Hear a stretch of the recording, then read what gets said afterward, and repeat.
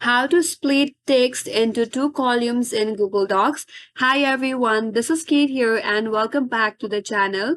And on today's video, we will learn how we can split text into two columns in Google Docs. So without further delay, let's get started with this video. First of all, open up your preferred docs. After that, you have to select the text on your Google Docs. Once you have selected all of your text, navigate to the toolbar at the top corner and here you have to click on Format.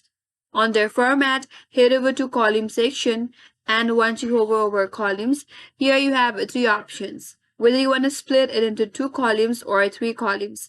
Now to split your text into two columns, select the second option. And there you go. Now your text has been split into two columns.